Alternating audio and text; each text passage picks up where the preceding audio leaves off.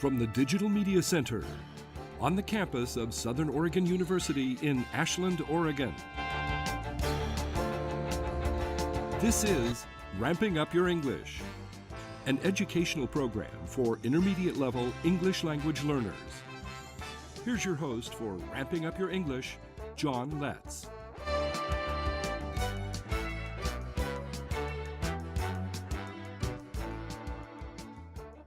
Welcome to Ramping Up Your English, winner of the Southern Oregon Television Award for Program of the Year and the Award for Best Educational Program. I'm the host and producer, John Letts. Ramping Up Your English is an educational support program for intermediate English learners. It's a program for people from all language backgrounds. Ramping Up Your English is also for people of all ages. So if you've already passed the beginning stages of learning English and you want to reach higher levels of proficiency, this program is designed to meet your needs. We take a content-based approach to helping you reach higher levels of English proficiency. Our current thematic unit is animals. This is segment 1 of episode 62. We've seen butterflies and sea turtles at stages of their life cycle, and today we'll observe reproduction of other types of animals. But first I'll show you a source of cute baby animal pictures and information. This is Baby Animals from Zoo Books. For many animals, part of reproduction is caring for the young, and this publication features baby animals along with the adults that protect and raise them. Most public libraries have zoo books. I'll have more information on my website, letscreate.org. And today, let's look at a group of animals that have been around almost as long as the ocean. Fish. Fish come in a variety of shapes and sizes. They have some traits in common that qualify them for this fishy classification. So what traits does this animal have that qualifies it to be classified as a fish? These fish have the same traits in common. Let's start with the basics. Fish are vertebrates. That means they have backbones. Now, if you eat fish, you may have had to be careful that some of those bones don't stick in your mouth or throat. These fish are swimming in a coral reef, finding food to eat there. Coral reefs are like an all-you-can-eat buffet for many species of fish. Does their classification have anything to do with color? These are certainly colorful fish, but notice the coral they're swimming through. They are also colorful, but coral, as we learned earlier, are not vertebrates. They have no backbones, so they can't qualify as fish. So while fish can be colorful, it's not their color that makes them a fish. Other groups of animals are colorful as well.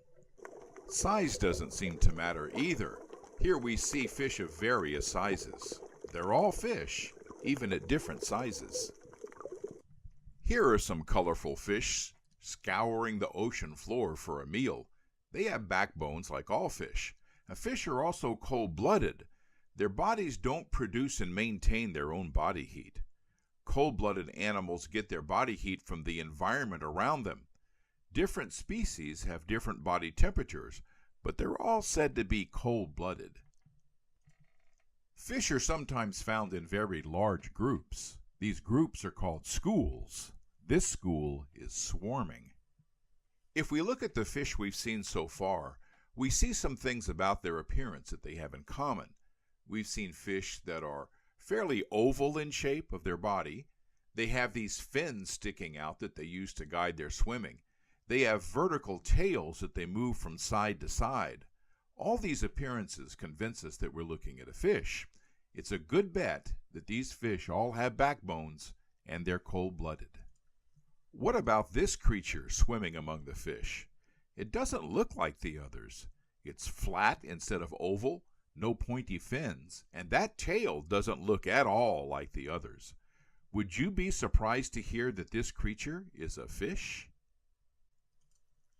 What about this creature? It's called a seahorse.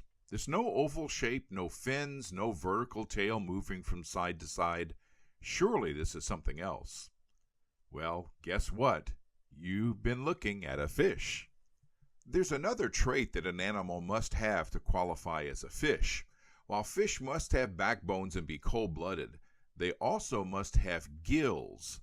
Now, these are organs that allow them to get oxygen from the water. In other words, fish never have to go up to the surface to breathe. They don't have lungs like other vertebrates. Gills are feathery in appearance, but they're not visible on the exterior.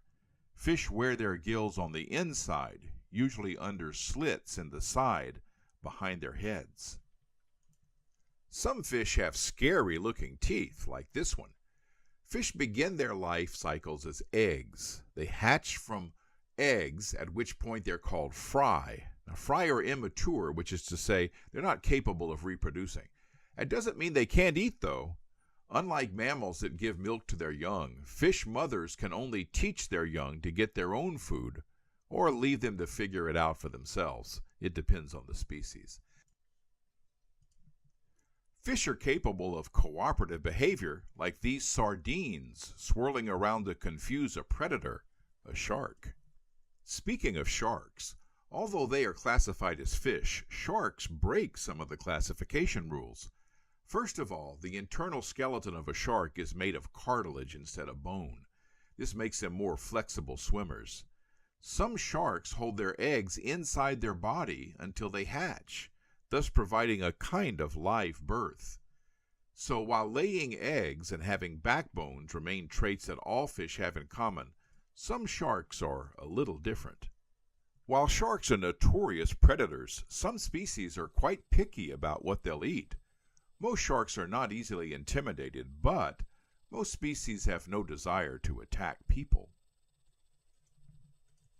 Here's another surprise. Some sharks are at least somewhat warm-blooded.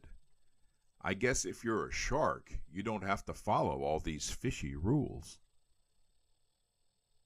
You're watching Ramping Up Your English. This is segment 2 of episode 62. Now, sharks are certainly interesting fish. As apex predators, sharks have a vital role in maintaining balance in the ocean ecosystem. Now, the fish that holds the most interest for Oregonians and other Northwesterners is the salmon.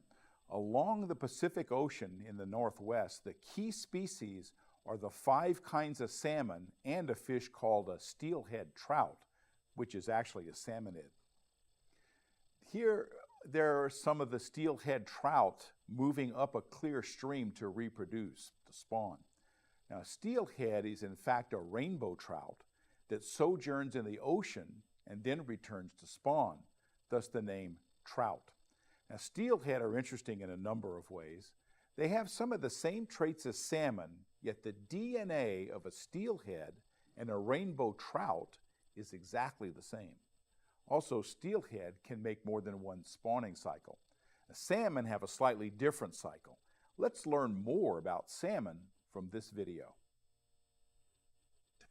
In southern Oregon, the 2 main salmon species are the Chinook salmon and the coho salmon, seen here swimming, also known as silvers. They make their spawning runs up the Rogue River and its tributaries as far up as Lost Creek Dam. Due to improvements in water quality, they now spawn in Bear Creek, which runs through the largest human population centers of the Rogue River Valley. Coho salmon are on the endangered species list. Both have been found on Lazy Creek, a Bear Creek tributary. Neither were here until a pile of concrete debris was removed from the creek. Look at that, that's a huge amount. What if they lost all the fish, like put some rocks there and just like leave all those big fish here? Did you understand, Jose, that before they removed all that stuff that was in the way, they didn't have this many fish up here? They didn't? Mm-mm. Because they were getting stopped by that, basically a dam of material. In 2010, these Chinook par fry were found on Lazy Creek. Chuck Fudwich of Oregon Fish and Wildlife explains how surprising this discovery was. We captured just Chinook salmon this time. We caught about 7 fish in a trap that was set overnight on Lazy Creek. And in the past, we've gotten warm water fish, pumpkin seeds, red-side shiners, and sculpins, and a few coho. But no coho this year and none of the other species I've just mentioned. So it's kind of neat because Chinook are normally a big river fish, and it's quite extraordinary seeing them utilizing a small stream like this. And the reason we think that is because the small stream is about 2 to 3 degrees warmer than the main stem, and that allows for more food growth, so they come in to take advantage of that. And when they get a certain length, about maybe 120 millimeters, they head back out into the larger stream and continue with their downstream rearing migration, which brings them to the mouth of the Rogue River sometime between mid-August and mid-September. And then they go out in the ocean. They spend up to 7 years in the ocean. Most of them come back at age 3 and age 4, and they spawn and they die, and the young start the cycle all over again each year. Even the dying of the fish is a present to those who are about to come, because the whole ecosystem benefits from the nutrients in the dead salmon carcasses. Here's an example of salmon pairing up to spawn. The gravel bed will become a nest for the eggs. It's called a redd. This is where their offspring will begin their life. It's also where they'll end it if they survive long enough to return here to spawn, like these sockeye salmon further north in the Pacific Northwest. When salmon return from the ocean, they stop eating, and their bodies change color. All their energy is used to return and to spawn. Sockeye are also known as pink salmon. As Oregon Chinook and coho, sockeye make their epic run up the river to spawn. In Alaska, some of these runs are almost as great as those of legend. In one pristine area, some people want to put a massive gold mine in the watershed. They've been stopped so far due to pressure from Alaskan residents near the proposed Gold Pebble mine, but some are still determined to do so. The wreckage it would cause the watershed and the salmon is easy to predict. Not all salmon make it to their spawning stream. At every stage of their life cycle, salmon feed other animals. On their seasonal runs to spawn, marine mammals as well as bears gather at streams to get their share. These brown bears are moving toward a stream used by salmon for their spawning migration. The bears catch fish in the stream, but they carry it into the forest. The dead bodies of the salmon contain nitrogen, which is needed for the health of the forest. The salmon are unaware of what they're giving in death to the forest that supported them in life.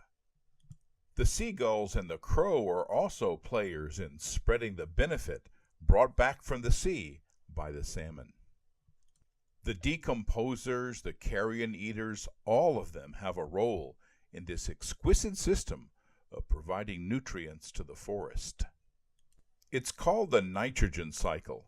The question is this: do we support and perhaps enhance this environment, or do we degrade and destroy it? Something to think about. We can jump in here or anywhere in the life cycle of salmon.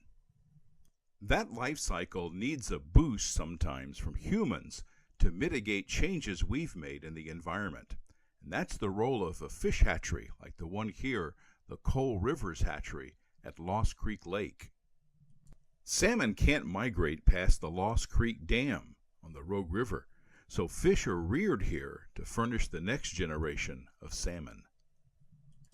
The hatchery consists of fish pens, lots of water pipes, and the control systems needed to provide the optimum conditions for salmon to grow and develop. At times, salmon, steelhead, and other fish are collected, stunned with an electrical shock, and sorted by species and by whether they're wild or hatchery fish. As English learners watch, hatchery workers go about this sorting, allowing the students to learn about these iconic Oregon fish and even to touch them. Students then get to witness other hatchery operations, like moving fish from one rearing pond to another to suit their growth needs. This is similar to the release process that will take place when the fish are mature. That's when they'll be trucked downstream and released into the river for the next step in their life cycle. The hatchery is where eggs are harvested from the females and fertilized with the milt of the male salmon. A much larger percentage of hatchery eggs will hatch out and survive than they would in nature. English learners on this field trip also watched the spawning of wild salmon in the Rogue River. Whether wild or hatchery, the basic life cycle for salmon is the same. We can start with the thousands of eggs laid by the female and fertilized by the male. Those eggs hatch to become alevins, tiny fish with egg sacs attached to provide nutrition.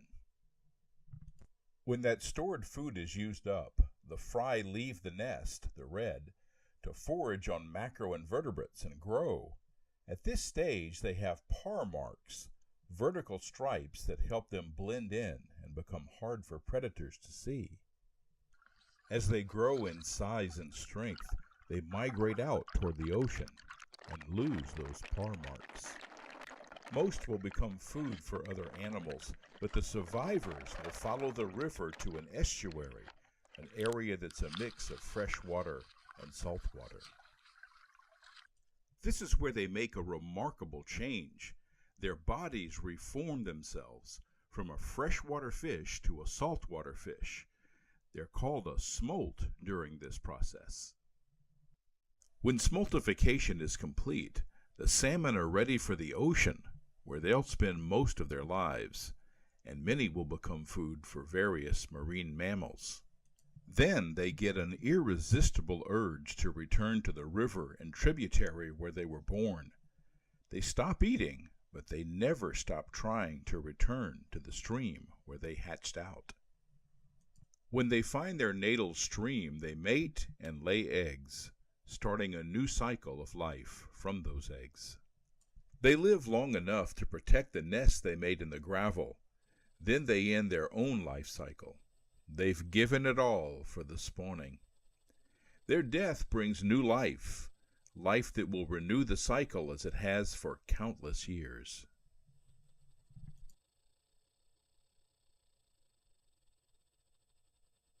You're watching Ramping Up Your English. I'm your host, John Letts, and this is segment 3 of episode 62. For the last few episodes, we've been looking at life cycles as an important aspect of your animal report. Now let's look at one more classification of animal and its fascinating life cycle, the frog. Now a frog is neither a reptile nor a fish, yet it's a little of both when you look at its life cycle. A frog is an amphibian. Now we found information about frogs from this flip chart. That's a good source, as it not only contains information, it breaks the cycle down into its parts. Now here we see the top of the chart. You can see some of the steps in the life cycle and some text in the middle. Now we can see the text more clearly. The frog begins life as an egg that is laid by a female frog in water. The young tadpoles, or larvae, hatch from the jelly-like mass of eggs. The tadpole has external gills to allow it to breathe underwater. As it matures, the tadpole starts to develop legs, first the hind leg, then the front legs. After the tadpole has developed its lungs, it's ready to leave the pond. The tail will be reabsorbed into the body. The young frog will remain close to the water until one day it finds a mate and the cycle will begin again. Now, we can copy the fact from the text, being careful not to use the connecting language this writer used. It's that connecting language we'll want to learn so we can apply it to any animal that has a multi-step life cycle. Now, here are some of the basic facts we noted from the chart. Eggs, tadpoles, external gills, legs, hind first, then forelegs. Lungs, leaves pond, absorbs tail, later finds mate. So now we have all the information we need. If we wonder what the note means, we can go back to that chart. Now before forming sentences, let's look closer at the life cycle of frogs.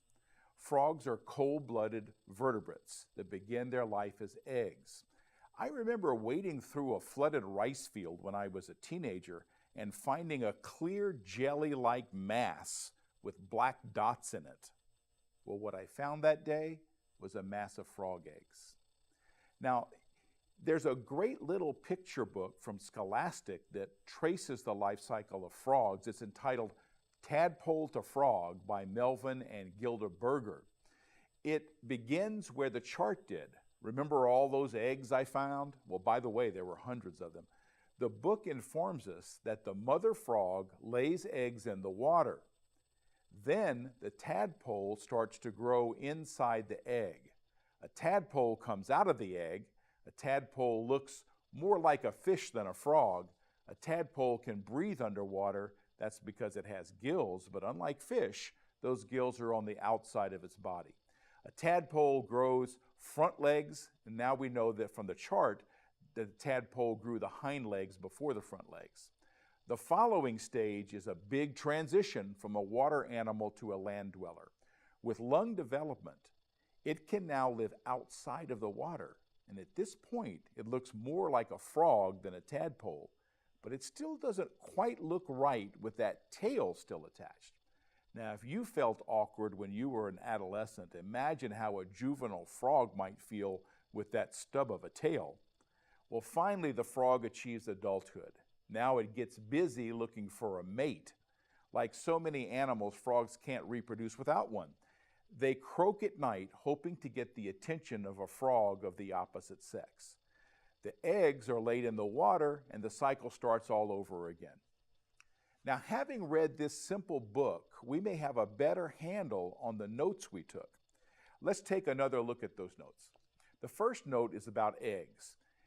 I've enlarged the words connecting the facts. The life of a frog begins. Now, as I then added the facts from my notes plus what I learned from the book. So then I added a fact I knew from reading and listening.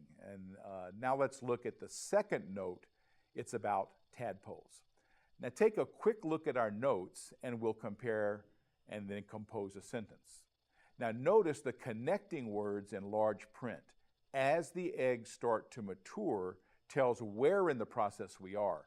At the next stage, transitions to the next fact we learned. So now let's look at the next note we took. It says external gills. We'll get creative with how we present this fact. So we write about the gills that let the tadpole get oxygen without coming to the surface to breathe.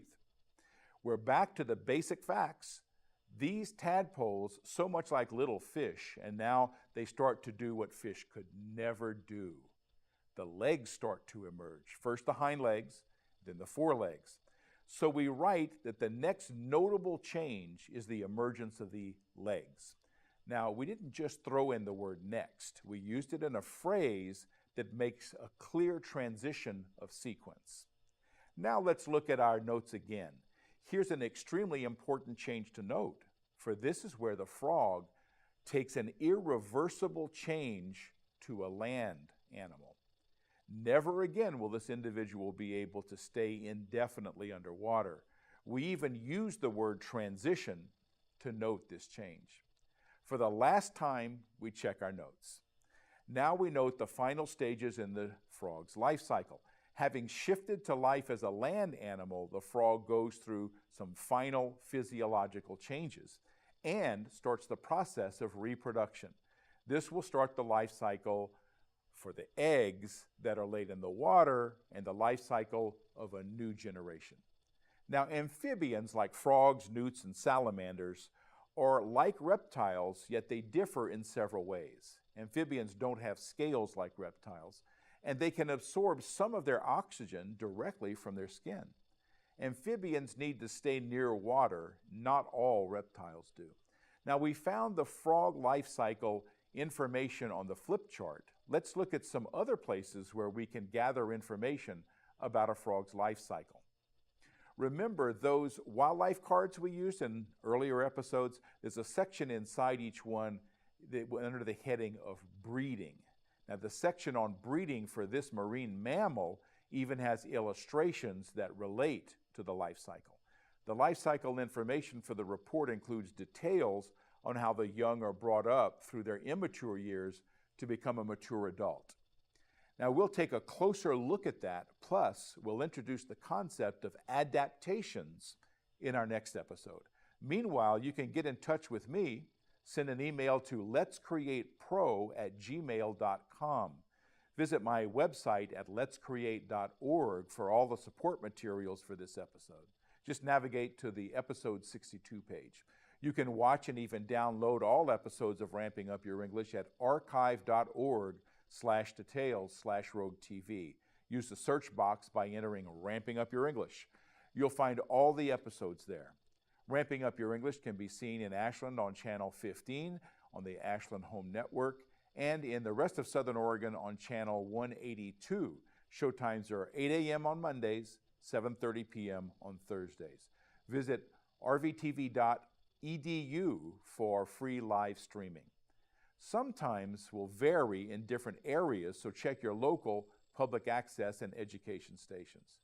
I want to thank my director, Denise Ross, and my talented and loyal crew, and I want to thank you, our viewers. All of you help make this program an award winner. Join us next time for Ramping Up Your English. I'm John Letts.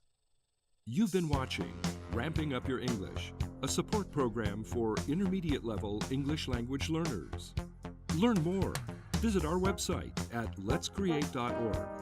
You can also watch or download today's program at archive.org/details/roguetv. Join us next time on RVTV Voices for Ramping Up Your English.